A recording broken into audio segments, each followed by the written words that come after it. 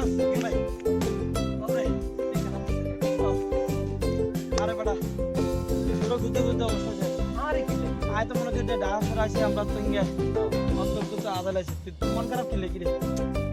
অনেক কারণে মন খারাপ। দোস্তদের কথা কি দেখছো মন খারাপ হইলে তোর মন ভালো হয়ে যাবো আচ্ছা বেশ কথা দোস্ত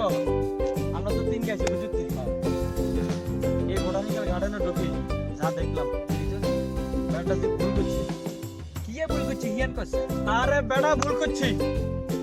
ভুলটা হয়েছে কেবার ফোন তুই আর কথা বল আয় দেখলাম যে ওই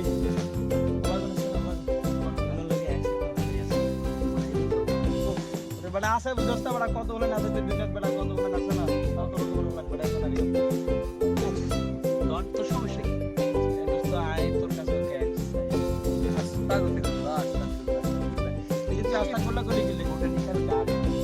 ঢুকছি পর্যন্ত এই কারবার নাই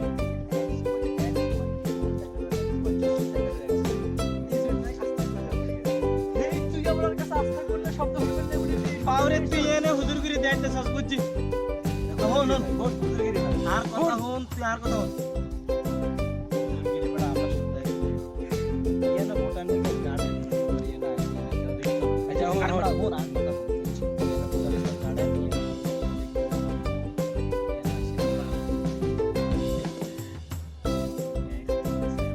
আরে বুঝতে যাচ্ছি মানে কেস তো বুঝছ তো মানে গার্লফ্রেন্ড